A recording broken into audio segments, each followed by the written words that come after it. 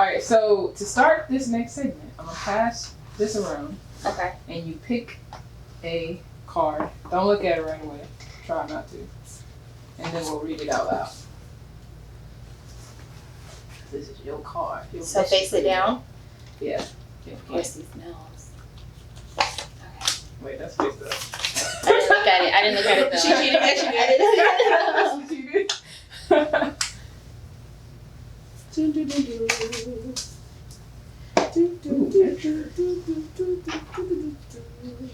did. This face up, but then That's face up. Bow. There you go. Wait, you got a weird card. Is that two cards? It's face down. No, it's Is face that- down. Is that one card? Yeah. This It one. looked like 2 or 3 cards. Oh yeah, there's 2 cards. That's 2 cards. Oh. Okay. Or 3. Oh. Yo, that's so funny. funny. Okay, we'll start with you. Because yours seem exciting. Oh, okay. So the reason why it's excited is my life word is creativity.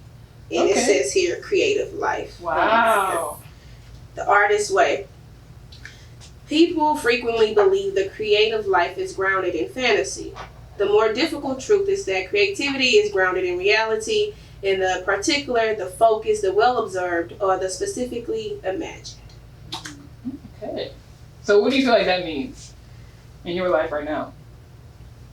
For me, like where I get my inspiration, when I create. So it's not from just my fantasy, right? Something from either reality. Like I'm very sure I'm gonna write a piece about this today. Or something in particular. If I just focus hard enough on something, I can create it. Yeah. You know, like I can get it from my mind to right here. Like that. Cool. So mine is recovering. In recovering from our creative blocks, it is necessary to go gently and slowly. What we are after here is the healing of old wounds, not the creation of new ones. So what do you think about that? So recently I stopped performing. I think almost 3 months ago.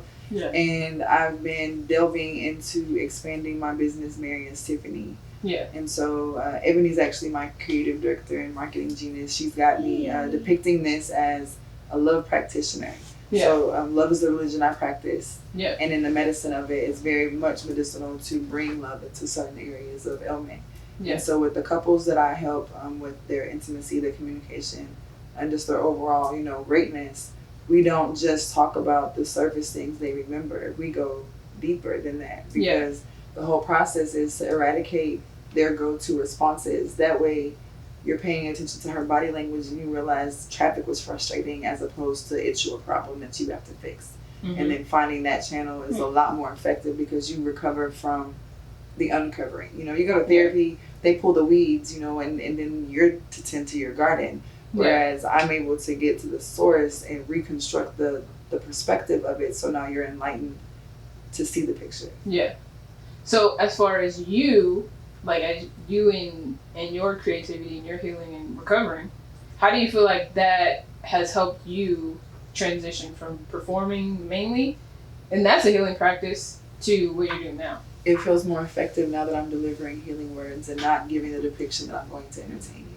Yeah. And it feels so much more authentic. Last year, one of the first tracks I recorded for my album was Authenticity. Yeah. And it starts with, I think it's necessary to be authentic. What sense is there to stand in front of crowds of people and allow them to see you if you don't allow them to see you? Right. Yeah. And so in my uprooting for others, I'm still able to dig and delve for myself. Yeah. And it's a 2 birds, 1 stone process. Like I told you, I'm for that. That's what's up. That's what's up. Cool. All right, mine is tuning in. Art is an act of tuning in and dropping down the well. It is as though the stories, paintings, music, and performances in the world live just under the surface of our normal consciousness. So what do you think about that? I feel like this is an everyday thing, like tuning into your environment to know what to do next. I mean, a lot of people are just living life not tuned in. They're going day to day, going to jobs, and they're not tuned in. Like, oh my gosh, I need to sit down, look at the sky, thank the universe for where I'm at. A lot of people are trying to catch something that they're not tuned into right now, and then they look up and they're like, damn, it's already 6 months into 2019. Yeah. Well, why? because you're not tuned into your environment. Yeah. You're not, going outside and planting something, or just sitting outside and putting your feet in the grass. If you don't have those options, just going to a park. Yeah. Because some people live in apartments, they don't have all that, but just going into nature, or getting around your family and feeling the pulse and what everybody's feeling. Because a lot of times you go to family events, you get around, hey, how you been, what you been doing, but you're not really feeling your sister. What is she really going through? Ooh. So that's how I feel about that. Okay, got deep on us. That passion came out. So as far as like acting, you told me about how you, and I watched the video, I was like, wait a minute, I ain't never heard you talk about acting, and you just busted on screen and it's killing it. So like, how did that happen? So a good friend of mine, Erica, reached out to me. Yeah. And she asked me to do it. I was like, no. When I was younger, my mother tried to get me into singing and this and that, but I went through a lot in life. I created a lot of social anxieties or anxieties around my performances and my craft. And so I was just like, no, I didn't think I can do it. So she was like, I really need you to do this. So I have the worst procrastination issue in the world. So I will read a script. So I was like, okay, fine. My anxiety about it was so bad that I didn't read this. I read the script when she first sent it to me, but I didn't practice until like 2 nights before, over and over and over. And I just got into, I don't know what happens. Like I feel that character. Yeah. Like channel. It just comes into me. Like all of a sudden I'm Brandy, like walking around the house. It was like, oh, hey Brandy, like it's just one of those things. And when I told my family about it, they were like, you've always been like, that's always been you. Like that's always been your thing, singing, acting, entertaining. Like they used to say I was annoying, but it wasn't that I was annoying. It was just I was always entertaining. I was always, all up in everybody's face, but it's just when you're for something, the universe is just going to put you there whether you like it or not. Yeah. It's just what's going to happen if you're aligning. If you're aligning to the frequency that you need to, or you're going to just hit the wall and hit the wall and hit the wall. Until eventually you give in. Right. Exactly. So tell us more about the film. What's it called? What's it about? And who is Brandy? Okay, so it's called 30. Oh, I seen that. Yes. It will be airing in September on Amazon Prime. Hey. So check it out. Hey. Brandy is a single woman that is just a very open, free-spirited type of woman that just kind of goes with the flow based on the person that she's dating as far as monogamy, being that's kind of what she's into. But that's really her role right now. And then she has a best friend that she's trying to support through a really bad breakup, something like that. They're kind of going back and forth, but so that's who she is. But she's super free spirited. Like she kind of reminds me of the free spirit on Girlfriends. That's kind of who she reminds me of. That's who I would say she is. And 30 is basically turning 30, dating. Are you married to the person that you wanted to be with when you were, in college, or all these different things? When you turn 30, who are you? Right. And a lot of us are going through that. Like, who are you when you're 30? You think you have everything figured out when you're 30, and then 30 shows up and you feel like you're still 21. What have I been doing with my life? Yeah, that's crazy. Yep, is it LGBT? Is it like an LGBT? It's definitely queer. Okay. Definitely. We have some straight roles, gay roles, lesbian roles, open roles. Everything you can think of, it's interracial. Not really into spirituality. I mean, there is some spiritual stuff that's in there, but it's not like Christian based, but there's some spirituality in there too. She kind of just puts all of it. And therapy. Who put it together? Erica Randall. Okay.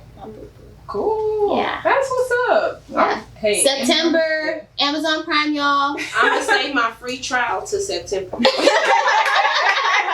I'm gonna wait on it. I'm gonna hold it. Hold out on Hold that. out on it. Okay. That's what's up. Okay, let me see. Nurture. I got nurture. My card is nurture. As an artist, I must be very careful to surround myself with people who nurture my artist, not people who try to overly domesticate it for my own good. For my own good. That's interesting. What does that mean to you? Yeah. That's interesting. So, dang, that's pretty interesting. So, I think for me, it basically means, and I think just me as an artist, because whenever they talk about the artist way, it basically talks about like your inner being, your inner soul, and that's what they're, talking about.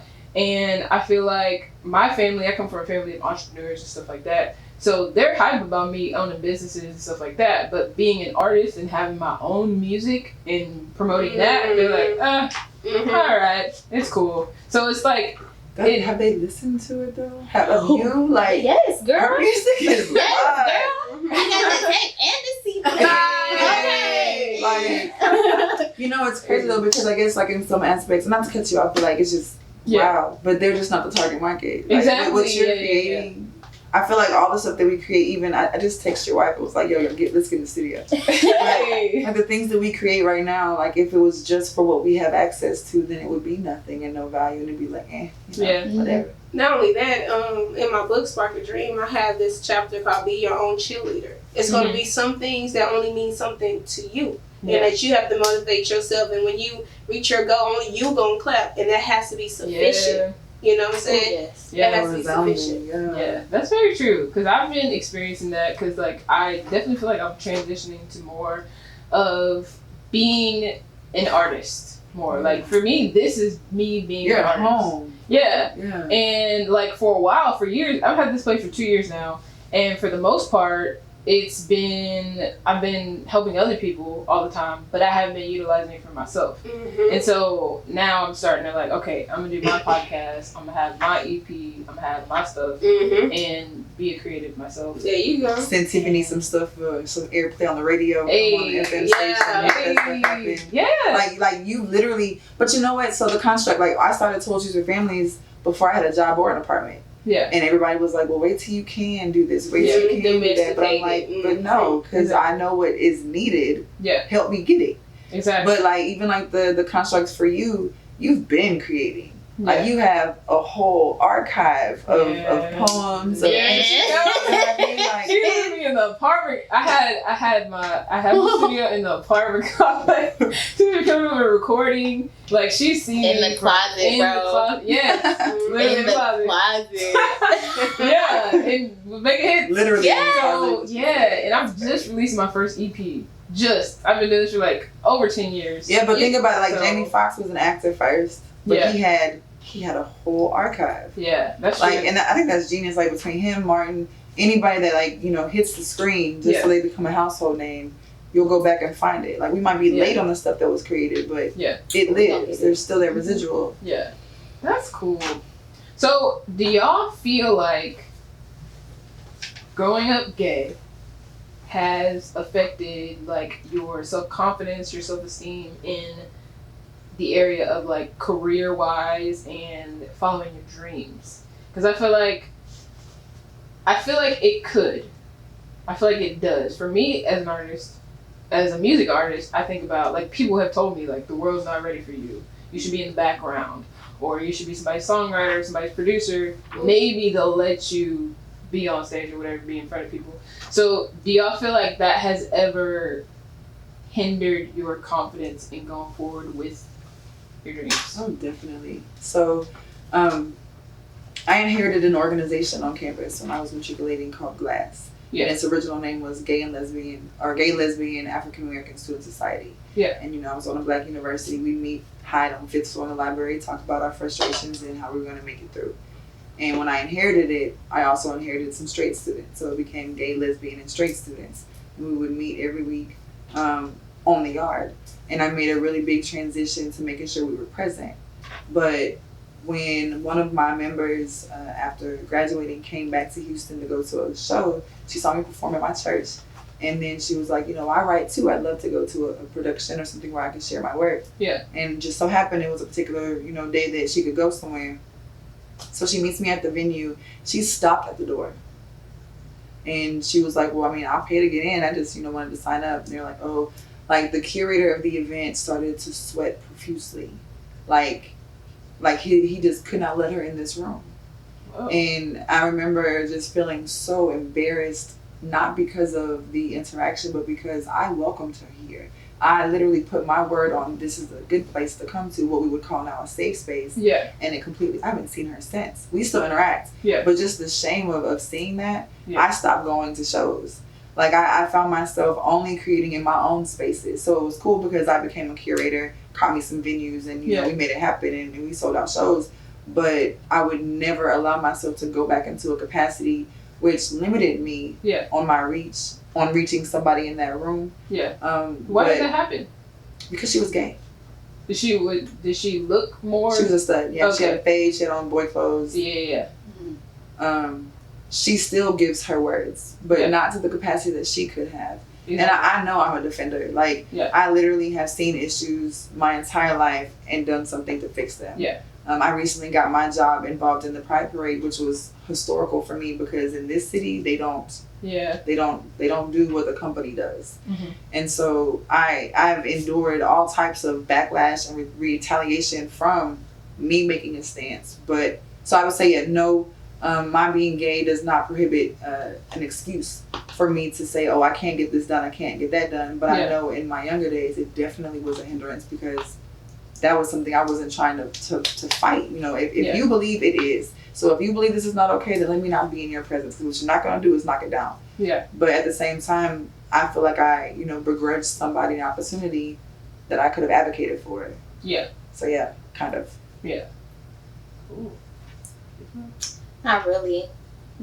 Just because I guess my makeup, you know, but I'm very open about it. In my, you know, career and stuff like that, I haven't experienced discrimination about it. At least not to my face. Mm-hmm. You know what I mean? So yeah, I'm the same way. I never thought of like when I go for a career advancement, I'm never like, oh, they're gonna think I'm gay. You know, they're gonna see I'm gay and not give it to me. It never crosses my mind. Matter of fact, before I go in there, I feel like I have to represent for gay people. You know what I'm saying? Mm-hmm. To create a bigger avenue for them to advance, like put more people who look like us in leadership positions. And then I think about, you know, black people too, like I gotta go in here and represent for us. That's how I feel. And then I go in there, kill it, and then boom. Hey, that's a conversation too. Real. And I'll say I definitely think it has affected me, because one, I feel like there's a seed that started when I was a child, as far as like hearing my family talk about gay people, whenever they'd see like a masculine woman, oh, that's sick, or a feminine man, that's sick. So you're like, okay, something sick is going on. You talk about me, you don't know you're talking about me, but you talk about me. So, you know, and all this different type of stuff. So overcoming that, and then growing up wanting to be an artist, a music artist, and you don't see anybody like you, and then people are telling you, ain't nobody like you, and it's not gonna happen. So you have to, like, basically know that 9 times out of 10 you can't depend on network to get you there. And I've experienced a lot as far as wanting to perform in Houston and dealing with stupidity from people. Like one guy I told you about who I was cool with as far as poetry, when I first had the desire to perform poetry when I was like, I think I was like 21 or 22. And we were cool until I came out, and then he was like, you're gonna burn in hell for your lust, because you're drunk off your lust for women. And I'm like, wait a minute now. I'm still a virgin. I was a virgin for a long time after that too. So I'm just like, wait, how? And basically it was like blackballed. There's a situation where I was in the community with, after all the shootings happened with like Michael Brown and stuff like that. And I went and I wanted to, they had a conversation about black relationships, and basically at some point somebody's like, well, men is over here acting like women twerking, and women are acting like men, and all this gay stuff, whatever, they talk about gay people. And I stood up and said what I felt, which I was like, gay people are one minority, and I don't think they have anything to do with straight people's relationship. So whatever. but I still wanted to work in the community. And I went to the front and was like, you know, how can I be a part of this community? And they were like, we're not trying to be that diverse. And I'm like, whoa, diverse? This is like, so that makes me, I want to turn to like, how do y'all feel about being minority and gay? And have you had discrimination from your own cultures, your own races, as far as LGBT? Or have you seen it happen? You ain't seen it. No, so I'm mixed. So that's already. That's a whole, and I grew up in South Park. Hey, South Side, South Side. But that comes with a whole story. It comes with so much because I'm biracial. I'm an Afro-Latino on top of that. So I didn't understand why my dad was black and spoke Spanish. I was so confused. And people at school, they were like, you ain't really black. You're Mexican. You're just a dark Mexican. Wow. Okay, so then the Mexicans didn't want to deal with me because I was too black. They really... So I already had that type of issue growing up. And then my mother didn't raise me, and she's white. And she's very ignorant when it comes to different cultures. For example, she didn't really think that I was black because my father's from Cuba. Yeah. So she's American white. So my mom is born in Belgium, half Native American from New Mexico. I didn't know that. Yes. Wow. So my grandfather on my mother's side was in the military, and he met my grandmother in Belgium when he was stationed there. Yeah. Okay. My father, he's from Cuba. He came down from Cuba when he was like 13. He was in the military and met my mom in Colorado Springs, where I was born. Hey, me too. That's where I was born at. Hey, I just went there for my 30th birthday. so rare. Military base. Okay, yeah. So there's that. Now my grandmother on my father's side, she passed before I ever got to know her. She was like Taino, Jamaican, all this stuff. And my grandfather on my dad's side is Haitian. Mr. Haiti, not Asian, Haitian. I always have to specify that. Yeah. Now, anyway, so having that mix here in Houston back in the 90s, 80s, 90s, yeah, it was so confusing. And bless my stepmother's little heart, because she used to tell me every day who I was, you are a black woman, you're just mixed, and your parents are, she had to tell me the history. That's how I knew my spirituality really keeps me connected to who I am. Yeah. Because I understand the history.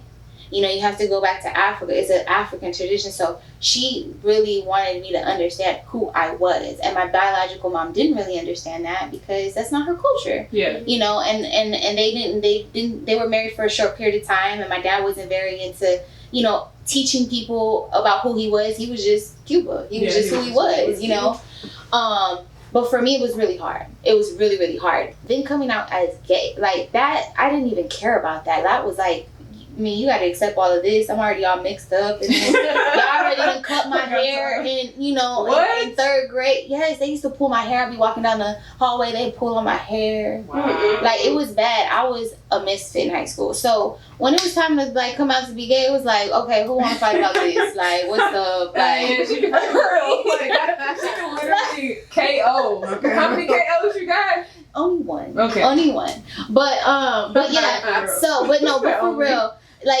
So that just was like, okay, this is just something else. Like, what's up? Like, what y'all want? That's just I've always been I've been a minority, I've been this, I've been that. And a lot of people think that being mixed for some reason is superior. And it's not.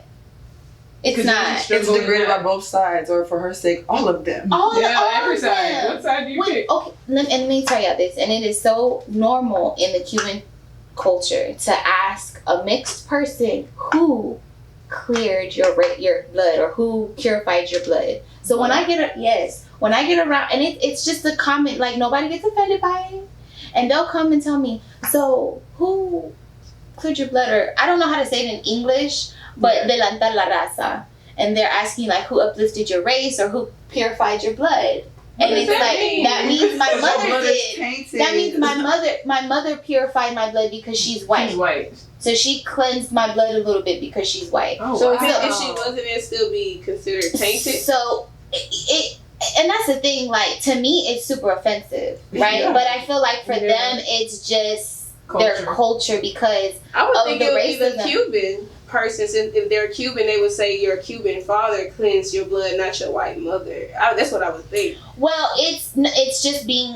I mean, every you have to remember we were colonized, so everything purifies is white, right? Everything it's white. They're so associating the terminology with clean. Yeah, clean, exactly. But I mean, for me, like I'm proud of my Black roots. Like when they tell me that, it's like, no, that there's no cleansing over here. I'm just mixed. Like, you know, but they're referring to my mom. And it could be the blackest person in the room that will ask you that. Wow. Yep. I've never heard that question. Me neither. Mm-hmm. Yep. That's interesting. So you get it from everywhere, but it's still the blonde hair, blue eye thing out there that's supposed to be. That's it. You know, skin bleaching and all that stuff. Yeah, I mean, it's product of what we went through. I think it's kind of similar to like, now I'm processing, like I can tell that you're biracial, so like which one of your parents is white, you know what I'm saying? That's what it sounds like is it your mom or is it your dad? Yeah, that's what they want to know. Yeah. They want to know which So that's how we would ask it sounds way less offensive, right? Like which one of your parents is white, because I know you biracial, right? So that's what it sounds like, how we would say it, like, people typically be like, I hate to even say mixed, because dogs are mixed, people are biracial, right? So, or like, what are you? What are you? Like, what? Or they try to be more politically correct. What's your ethnicity? I hear people say that. What race? So many syllables. Get on my business. I hear so much. What you mix with? People ask me that. I'm like, black and black. So, yeah, it's interesting. Yeah. So, how have you been? How's it? I got so lost in Renee's story. It was interesting. Yeah, it was really great. What's the question? Remember everything that you are. Like, I didn't know about your mom and that, because is your stepmom Cuban? So my stepmother is Costa Rican. Oh, dang. I mean, y'all want to keep going? We can keep going. So my stepmother is Costa Rican, but in Costa Rica we have everything. I mean, there's everything there. There's black, there's Asian, because the Asian people are usually like the engineers and stuff. Yeah. You know, there's Middle Easterns. There's everything there. Yeah. There's everything there. So for her, she didn't want me to lose that part of myself. Yeah. She didn't want me to think like, oh, because you're not black from the United States, you're not black. Don't let anybody take that from you. Yeah. But she's Costa Rican. She's like, looks like, I would say like an Aztec person, you know. She's got the eyes. Yeah. Mm-hmm, but she's That's like, interesting. You're a black woman. Black.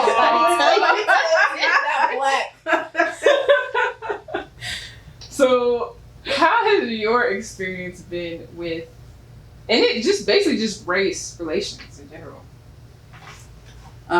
You know, when we were talking or listening to Renee, I was thinking about sitting at a table where I was reflecting on performance I did at a university. Mm-hmm. And so I was performing, I did a production where they had a dance ensemble at the university, and it was right after Sandra Bland's murder. Yeah. And so I asked them to incorporate snippets that we would recreate in the song, so you would hear her voice and say her name. And so while we're doing the pregame before the event, I'm sitting at a table, and all the ladies that are in the dance production are, you know, talking or what have you. And the girl sitting next to me, she's like, you know, oh yeah, I'm just not used to being at a university where I can wear, you know, skin tone tights. I'm used to having to wear them like, you know, white people. And she's like, you know, 18, 19, but that's how she whispered it right next to me. Yeah. And so I go to this event to celebrate someone's birthday, and I was just like, I'm just so pissed off about this little girl thinking like she was going to mask some stupid comment or that I would be offended by it.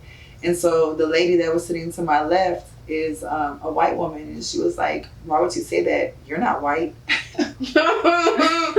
Now I have grown up literally on that spectrum of, okay, you're not black because you know your mom white. You ain't one of us because your blood ain't clear. Like, so the whole concept is, okay, well, I learned Spanish when I moved to Texas, and everybody thought I was Latina because I wouldn't talk to none of y'all, and I cussed them all out in Spanish. You didn't know that. But just the concept, like when I was a child, I was bullied. My hair was long, my eyes are green. Kids would ask me, you know, why I was so dark skinned, but my hair was so light, and I said I was German. Like I literally, like I grew up denying being black, literally. Wow. Okay. And I was like, because I got told, like my mom being called a nigga lover. Like, Wow. like I didn't understand these things, and I come home and ask the Because you questions. grew up in Alabama. That's Yeah, why I'm from Alabama. Y'all. Damn. Like, if you black or How white, did you do that? You black How did or you white, grow up in okay? Alabama? well, I mean, I didn't. Woo. I got stepped on in Alabama. I grew here. Wow. But like for 12 years, this is what it was. I remember going home, probably like when I graduated high school, and they had like extended NASA and Boeing, and they had all these engineers. That's one of the, like Huntsville, Alabama is one of the places you go if you want to have a profession like damn near rocket science. Yeah. And I remember seeing Indian people and Asian people in the airport and was like, where'd they come from? Yeah. You know, because you just didn't see stuff like that. Yeah. Not where I grew up. Yeah. So I know, like in that aspect, it's been really different. But I date black women. I've never dated a white woman. I've never been in a capacity to be attracted to or have a conversation with one. I talk to my mom. Yeah. But like even like the lady in the hospital I mentioned earlier, like I didn't even expect her to listen to me if I had something to say because she's white. Like I enter a room and feel as uncomfortable as she does. Yeah. But the conversations are never received as that because I'm mixed. Yeah. It is literally labeled, I pass the bag, so I get access. I have this, privilege. I do not. Yeah. And it's just as defaming and degrading because that white lady said, oh, you're not white. I don't know why she told you, like, why she had to hide that from you, because you're definitely not one of us. Yeah. And that's just, that's what it is. Yeah. So I checked other probably until I hit 30. So what I you didn't check fit now? in. It depends on what I'm doing. Interesting.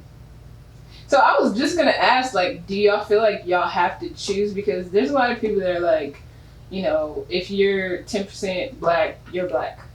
One drop, Gwendolyn Brooks. Yeah, but it's like, I feel like if you have to choose, like, oh, I'm black, but you have all this other culture, all this other history, all these other ancestors, right. you have all this otherness, then I feel like, why not celebrate all of it and just let people catch up to whatever you are? The human should be added, right, as the race. Exactly, because we now are it's always been that, right. Yeah. but now we're seeing it clear, like we can see that people are mixed now, and now we're like, okay, we gotta have this conversation. But what's so crazy is I have friends who are completely black. Parents or y'all's complexion, they just came out looking just like me.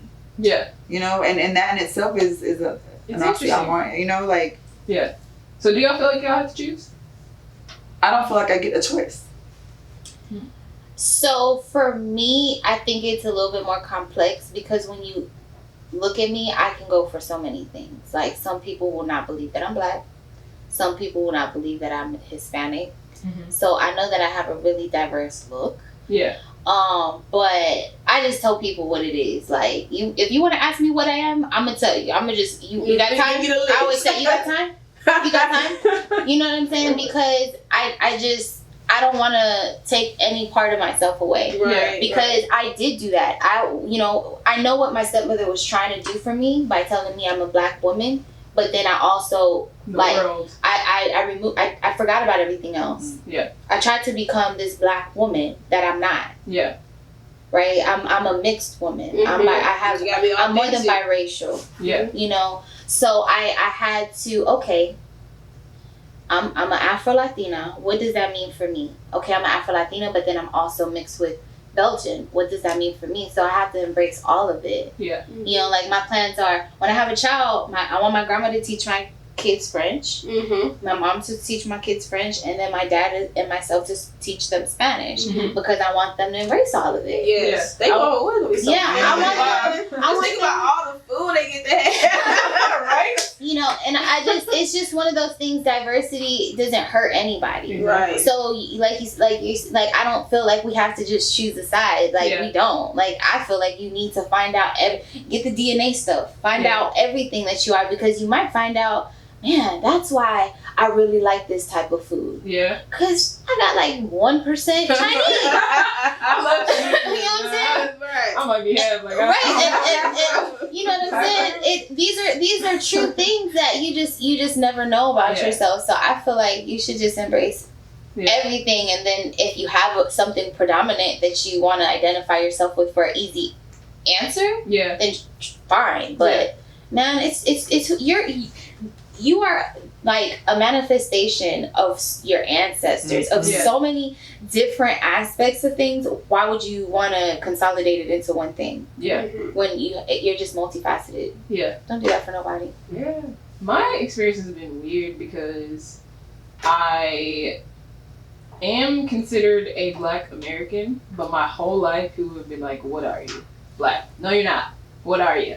I'm like, "Huh? I'm Black." Like my mom, my dad, like people, they wouldn't see my dad, so they assumed he was white or some other thing. But he's darker than me. He just has curlier hair than I do. But he's from New Orleans. So then it's like, okay, so what am I? Because people will not accept this answer of me being Black. So like, what am I?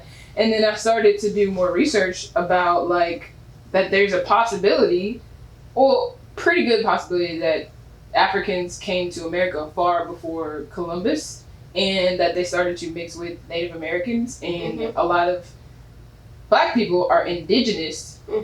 Like I feel like at some point it became like an insult to say, "Oh, I'm mixed with Native American," even though every Black person in America is like, "I'm mixed with Native American." But I feel like there's something real about that, because where'd they go? I was just like, where's all the Native Americans? Like, where did they go? And I think that they are in Black people. Like, we are the same thing a lot of times. So a person like me wouldn't be a surprise, because that's our culture. And then in New Orleans, it's French, it's, you know, all kinds of stuff. But all we know is Black. Like, I don't know. And I had to do research to figure out what all that is. So I feel like a lot of us are a lot more mixed than we think we are.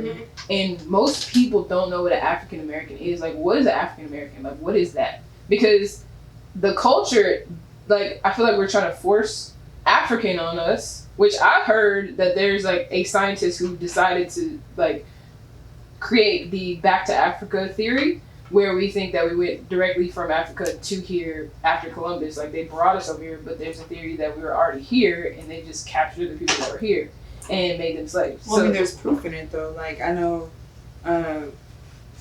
at least my great-great-grandmother was Native American in Alabama. Like, they worked on the plantations that my family owned. Yeah. And my, even like my great-grandmother, like, she had long hair. All of the women in my family. Yeah. Black. Yeah. Long hair. Grows like water runs. Yeah. But just the concept, like, you know, no, everybody didn't come off the boat. Exactly. Some of us definitely were here. In here. Yeah. For a very long. Like, I have a and I mean, like, yeah, like, even like my great aunt and my father, like, they talk about how, like, they know about stuff that don't make no sense to me. Like, how do you know this plant growing from your sidewalk is what you put on your hand if your wrist is sprained? Like, how do you know that? My daddy told me they used to put spider webs on cuts to keep their skin together from scarring.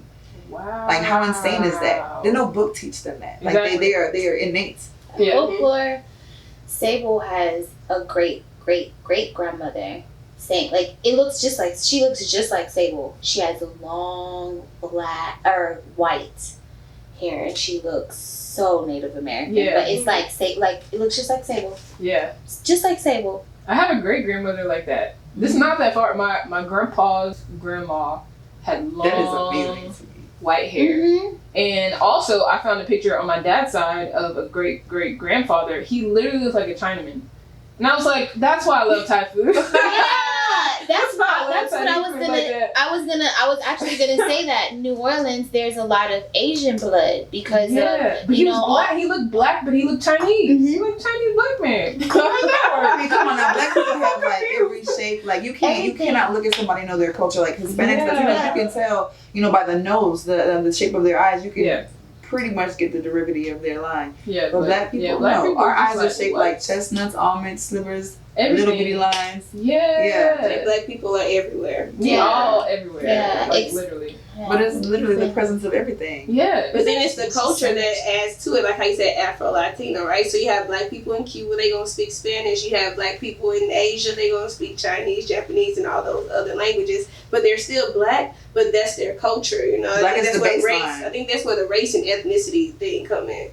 Like, you have your race and you have your ethnicity, but it's like, what is your culture? Because to me, your culture is like who you are. Like, what you look like is your race, but your culture is who you are. I like that, because they don't say American African. They don't, like, it's not a second thought. Yeah. Yeah. That's dope. It's interesting. So, I have another question for you guys. All right. Okay. Bring it. As far as family goes, what do y'all think about gay marriage and having children as gays? Who you want to go first? Right. Y'all all like, y'all ready? Okay, you go first. Me? Well, I'm married, so Yeah, so clearly. I'm pro gay marriage. But when it comes to children, I think we don't give children enough credit on what they want. I don't think that I'm gonna like force any type of spirituality on my children. Is that part of the question? No, basically, like as a gay person, how do you feel like?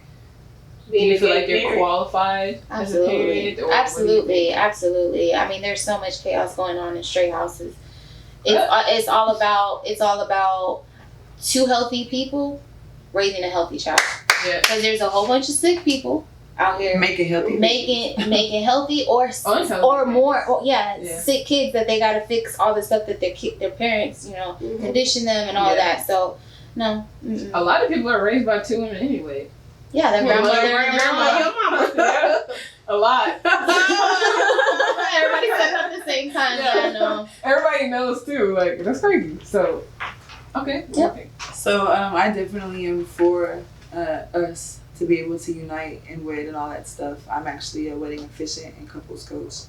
I've been doing that since we were allowed to. Yeah. I feel like it's imperative that individuals who choose to take that leap should have a foundation of solidifying the relationship and the context in which they carry themselves. And a lot of times it's like, we can debate that they only let us get married because they knew the divorce rate would be high and they get money from us twice. Mm-hmm. But in reality, you can't have a sustained relationship, and incorporating a family. I love that the society that I experience has allowed us to be normalized. Right, so this sense of normalcy, and okay, so I'm gonna go through life and I can aspire to be this great, wonderful thing and do these great things and meet someone and we can coexist and make great things happen, and then we can pour these great parts of us into a person. Mm-hmm. That should be the process, not oh, I'm 30 something, I should have a baby, I happen to be gay. Is that gonna be acceptable? Yeah. The questions that I do hear from parents is, how do I combat my freedom of being myself with my child being subjected to hatred and bigotry? Well, you teach them, and it's not so much subjecting them too early, quote unquote, to conversation or context, but more so letting them learn how to flow in conversation and own themselves. Yeah. And because we have experienced so much discrimination and hatred and bigotry, I feel that it's a lot easier for us to combat the possibility of our children being bullied as opposed to being a bully because they have no voice at home. Mm-hmm. And that's my take on it. Okay. So do you see yourself ever having a child? Yes. Like your own child, or not your own child, but a child? I think I'm not opposed to natural birth, but I wouldn't be opposed to claiming someone's child that was put before me as my own as well. Yeah. The same innate that we have of kind of like Avatar, like where our hair touches and we're connected, like just the simplest of embrace that we allow ourselves to give. So you are mine because you were called to me, as opposed to me going through that process. But I would rather go through the process, but still not take away from the openness that I would give for adoption or even fostering a child to great places. Awesome. Okay. So. My All right, so I'm for gay marriage. Now, the only apprehension I have when it comes to the children is that I always have this thing in the back of my head, I just don't want to taint my child, right? And that's because of my own internal spiritual battles I have, right? And so, however, I'd be I know I'm gonna be a great mom, and I know whoever I marry is gonna be a great mom too. But then it's that exposure. But then how you said, most of us are raised by two women anyway, and then it's I always think about how do. Where would I cut intimacy? Would I kiss my wife in front of my kids? All this stuff. These questions come to me. How would I handle it? Or now when I have my niece with me, it's I make I have this distance because I just don't want her to be confused. I have questions when she go home with her mama. Mama, why? So that's the only thing I have. But do I think I'm qualified? Yes. Do I have all the traits? Yes. Do I think we'll have a loving home? The child won't be hurt? Yeah. But it's just that back of my mind, I wonder what would be their take on relationships and stuff like that. I don't want to do anything to damage, a child, because then they have to deal with that. Yeah. So I think every parent has that, like, of course not all of that, but not wanting to damage their child before they can take care of themselves, which I think is like straight people ain't even doing that great of a job either. I know, right?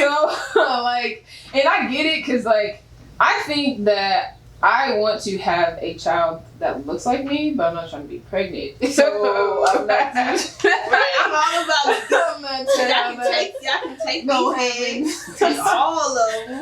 Really? I'll be like, hey, can we figure this out? Because I'm not trying to. And this is definitely not a stud thing or an androgynous thing or a dominant thing, because I know a lot of studs who still have that maternal instinct and enjoyed the process. Yeah, there's some. Yeah, and I know some feminine women that are like, no, ma'am, I know. I'm good. Yeah, I love children. I don't want to be pregnant. I would rather my wife carry a child, but I don't want mine to look like me. Like, how can it look like me? Egg splicing, and you can do the fertility transfer for her to be a surrogate. And they recently launched this program where lesbians and gay men and transgenders can go through the process of fertility treatment and it be covered by their insurance, which I think is so miraculous. My job did that. So shout out to people catching up. But even like with beforehand, it was like, okay, so if you had a medical issue, then your partner could carry your baby. So I mean, it was like technicalities. They've been trying to like finagle to the surface. But now it's a lot easier. So, when you're ready. An egg or something? Yeah. So basically, like, you'd have a Petri baby. Or they take your egg and they implant it into. So there's artificial insemination where, like, it's like a Petri dish. They take the sperm, make sure it's, whatever it needs to be. It takes like 1 million sperm to get just one kid, though. That's crazy. Like, you're 1 in a million, mom. Literally, okay? That's crazy. So you can go through that process, which is very, very expensive. Or you can do intrauterine, which would be maybe like if you have a brother or someone who does favor you, that's how the DNA stays yours. There's all kinds of concepts, but then it's like your uncle baby. Yeah, so that's freaky, right? But and that is another conversation. Because do I go to the cryo bank? Is my homegirl that I fell out with in 3rd grade? Her son's gonna be my daughter's sibling. Like, I have to talk to her again. Like, you don't know, because like even the aspect of what we call beautiful or acceptable, like. We take away every avenue of just finding ourselves in love and creating love. We want to picture it to be what we find to be perfect. Yeah, I might just find me a baby that look like me. Hey, you a little bit.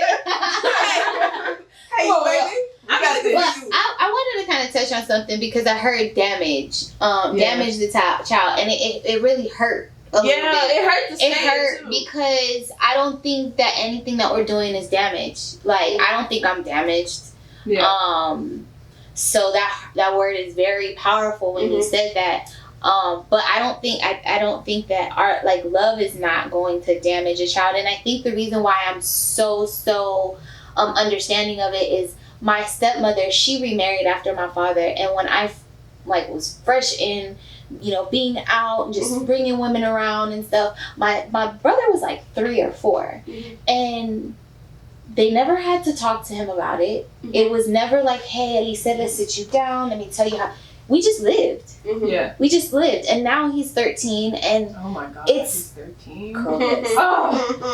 And now he's 13, and we've never had to have that conversation. And if he's ever heard something like that out in the streets, he thinks it's the most ignorant thing he's ever heard before, because it's normalcy. It's normal, right? So I think if we teach our children that it's normal, and we don't let them understand that it's wrong. Of course, we're gonna have to get them prepared for school because they're gonna be there with other children. But if we just make it normal, like my little brother, we made it normal. Like my partners even took him to school stuff and was at his school. We just act like it's there's and really it is normal. I think it's unfortunate that it's not normal, but as far as a child feels energy for the most part. They feel love, and wherever they feel the most love, that's where they're gonna want to go to. So if you can focus on that part and really just be clear, this is a good environment, a good relationship, and you build your child up with affirmations and stuff like that. My mom, the best thing my mom could have done was teach me affirmations.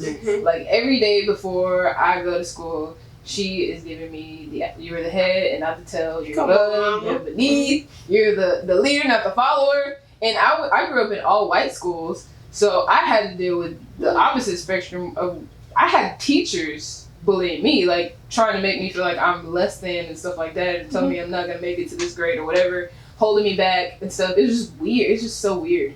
And so, like, we grow up in a weird world, and regardless of what kind of parents you're gonna have, your child is gonna have to grow up and become who they are. And so I feel like a lot of people overthink like children coming into the world, because there's all kinds of ways children can come in the world, but if you can be good to your child, it doesn't matter what you look like or how you are. So well, actually it does, just not in the context that we're taking it, right? Exactly. Yeah. Because if you look like you become like, so kids really connect with body language. Yeah.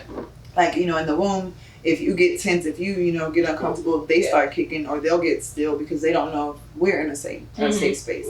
But like I feel like, you know, kids do gravitate towards the energies that feel comfortable. You know, but not always is comfort like denoted to being still or quiet. Sometimes being assertive and aggressive and disciplinary is what they're drawn to, because they're not used to structure and order.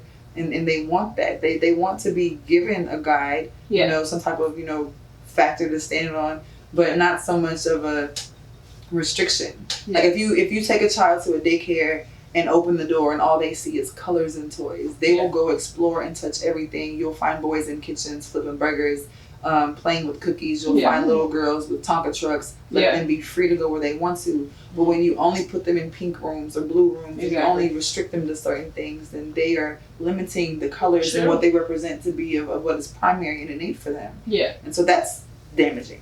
Yes. That's very true. Like I said, again, I'm just trying to just, in my mind, envision it, because I've never, so I think it comes with the status, or so to speak, of the gay people I saw growing up, right? So anybody gay that I saw growing up was like sick, you know, because they didn't have the right medication they needed, or just down and out, you know what I'm saying? And so it was the same thing. I think you said your family told you, like, if you live this life, then you ain't gonna have no luck or something like that.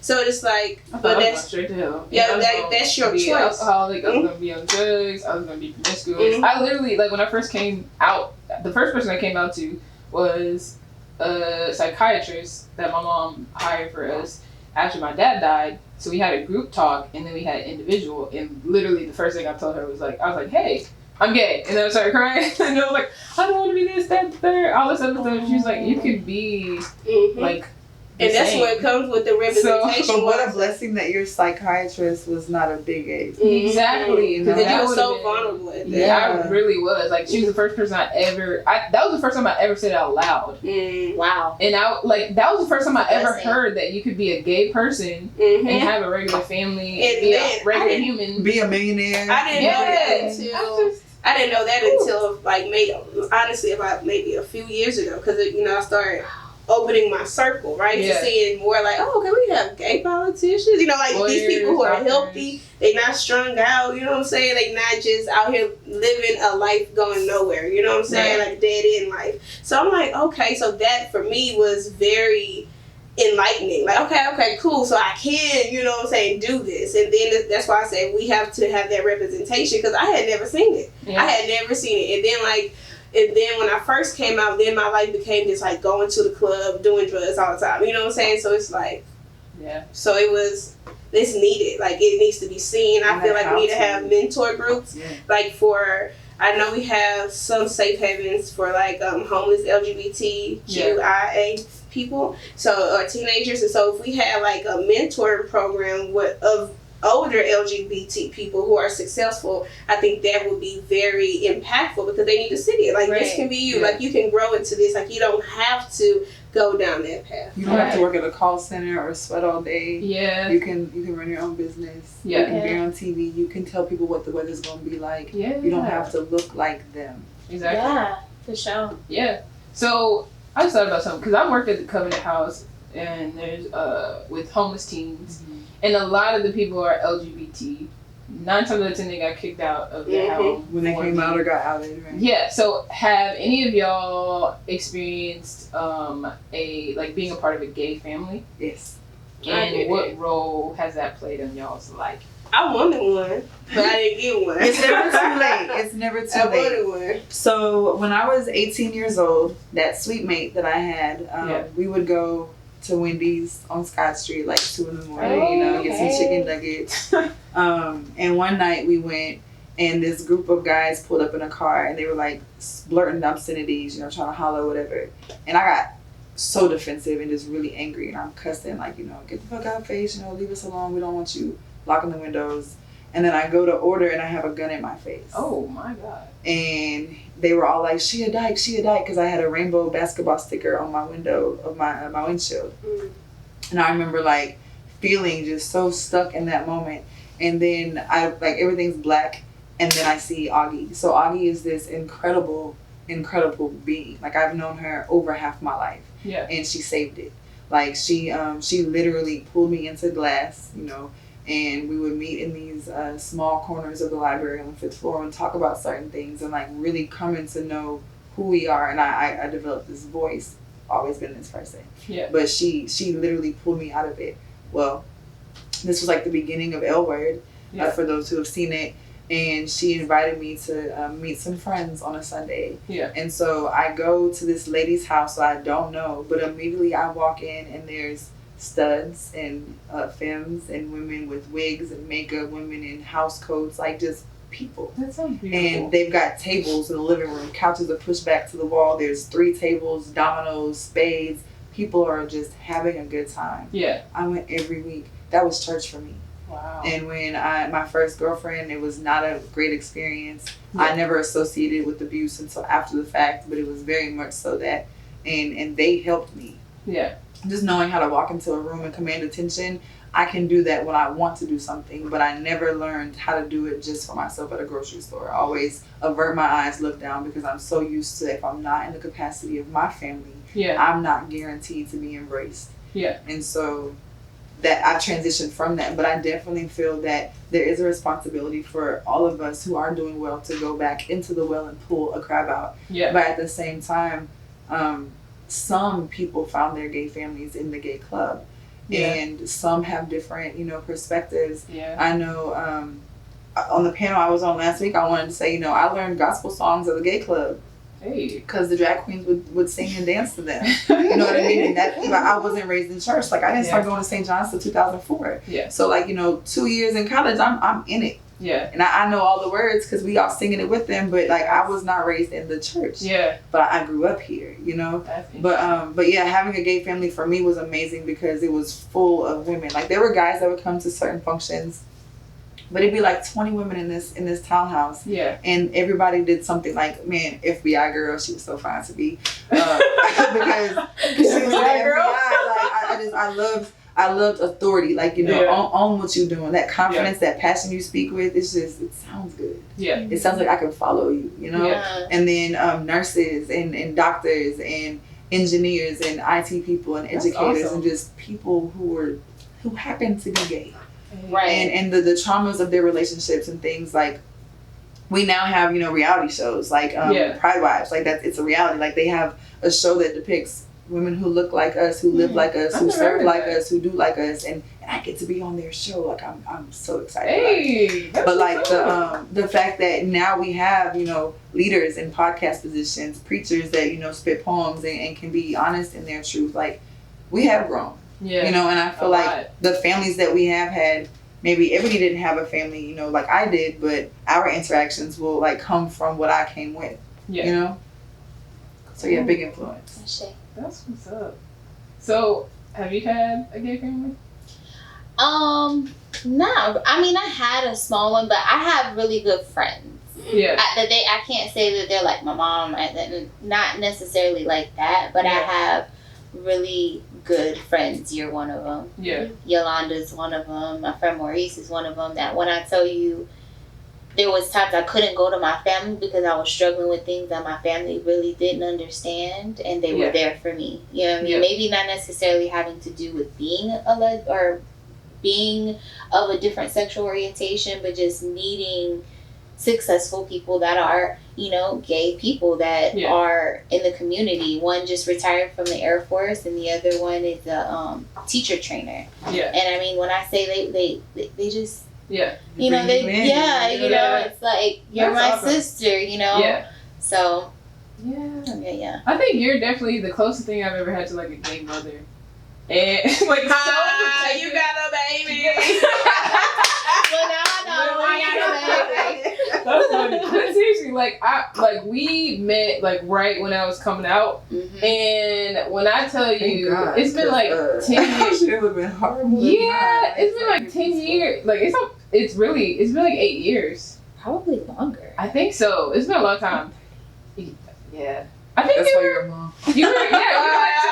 Yeah, you're like 22, and I was 20. I know I was 20. Okay. And I had nobody, like, no real humans. I was on YouTube watching YouTube videos and stuff, but that's not the same as having a person to talk to. And we'd be talking on my house phone about all kinds of stuff. You had a landline. I had a landline. That was back in the day. I had a landline. Can I talk to Amber? Get off that phone. Landline, for real. But yeah, like I it was awesome. Like we always had long conversations, like hour-long conversations about all kinds of stuff that I was going through. Like, you're there, very protective. Even now, like, it was just like, there'll be years where we won't talk to each other, and they just pop up in my life at the perfect time. And it's just been, I appreciate it. Same.